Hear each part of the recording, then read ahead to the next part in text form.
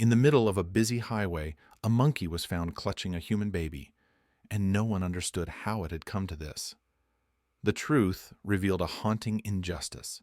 She was a former lab subject who had once lost her own child and was driven by a grief no one saw coming. But just as the situation teetered on the edge of disaster, one man stepped forward with the only thing that could reach her: trust. And what happened next turned the story upside down, proving that compassion can come from the most unexpected place. Highway 76, just past mile marker 118, cut through the hills of eastern Connecticut like a polished thread of steel. It was early, 6:43 a.m., the hour when fog still held its grip over the lowlands, and headlights scattered across the haze like fading stars.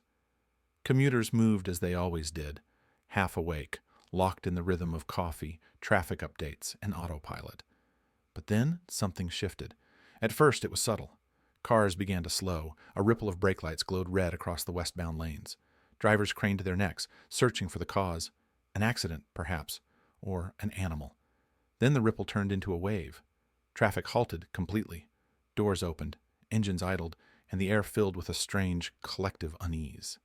There, on the median between the lanes, stood a rhesus macaque, an out-of-place figure against the gray concrete and fast-moving world of highways and deadlines. Small, thin, her fur patchy in places, her body taut with adrenaline. But it wasn't her presence that froze the road. It was what she carried. In her arms, pressed against her chest as tightly as instinct would allow, was a human infant, a little girl no older than 1, dressed in a soft, pink onesie, the kind with cloud patterns stitched at the sleeves. Her face was partially hidden, her limbs still. Her small fingers clutched at the monkey's fur, not out of fear, but almost by reflex. She wasn't crying, she wasn't moving. The scene was so improbable, it took people several seconds just to believe what they were seeing. A woman in a silver SUV stepped out, covering her mouth with both hands. A man further down the line began recording on his phone, whispering into it that a monkey is holding a baby in the middle of the highway. No one moved closer. The animal was clearly distressed, pacing in tight semicircles, glancing between cars, her eyes wild with uncertainty. But through it all, she never loosened her grip. If anything, the more people gathered, the tighter she held the child. 10 minutes passed before the first patrol cars arrived. Sirens silent, lights spinning, officers took up positions, forming a perimeter that stretched out in both directions. They kept their distance. They didn't shout. There was something fragile in the scene, something that could break with the wrong sound, the wrong gesture. Sergeant Amanda Reese was the ranking officer on duty. She stood just beyond the guardrail, binoculars in hand, trying to understand what she was looking at. "I've been in law enforcement for over 20 years, she would say later in a press briefing, and I've seen things I still don't have the words for, but nothing prepared me for that moment. The way she held that baby, it wasn't survival, it wasn't instinct, it looked like something else, something closer to grief." Reese ordered the highway shut down in both directions. Traffic was rerouted. The morning rush hour gave way to stillness. And in that stillness, between the rows of silent cars and blinking hazard lights, a strange tableau unfolded, an animal clinging to a child that did not belong to her, surrounded by a world she did not understand, yet somehow standing as if to protect it from everything, including us.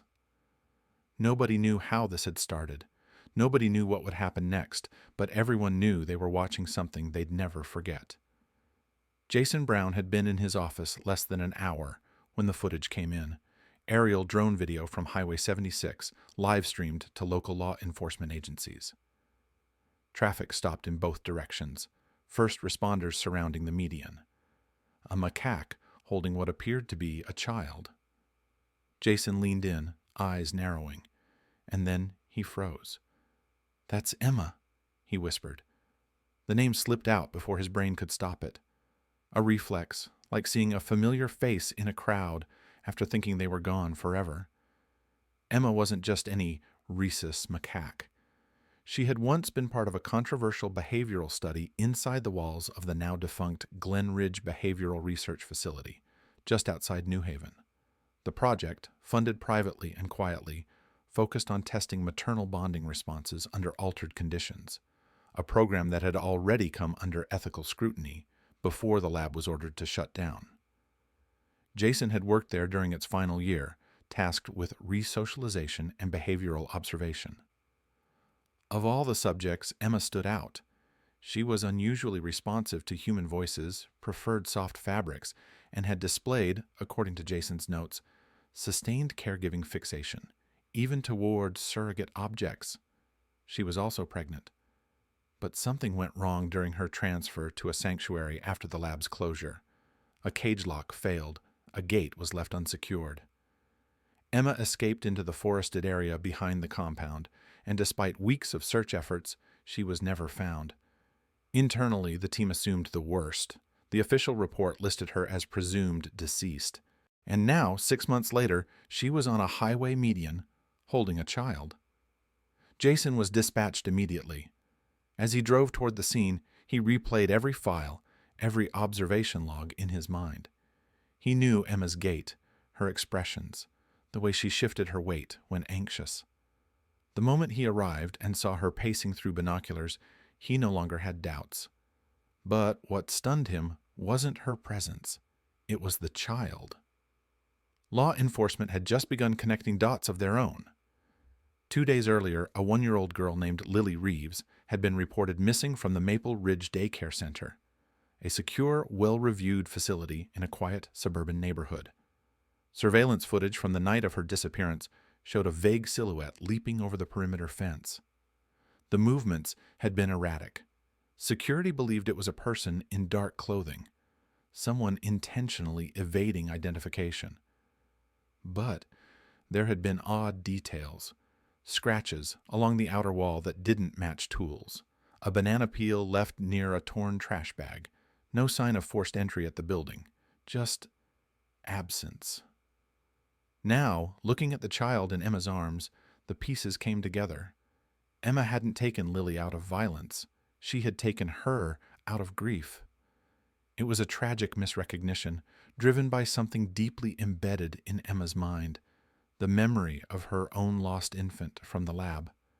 The loss had been traumatic, and in the absence of closure or context, that memory had transformed into instinct, into search. For 6 months, Emma had lived alone. Surveillance would later confirm sightings in sewer tunnels, near compost bins, under bridges. She had scavenged fruits and soft rags from backyards, and somehow she had found Lily. Alone, perhaps just briefly unsupervised, small enough, vulnerable enough, and wearing the color Emma's own newborn surrogate had worn during early lab sessions. Jason watched her now from a distance. She was pacing again, slow, deliberate. Her back arched protectively around the child. Her eyes scanned the people surrounding her, darting from uniforms to faces to the drone overhead.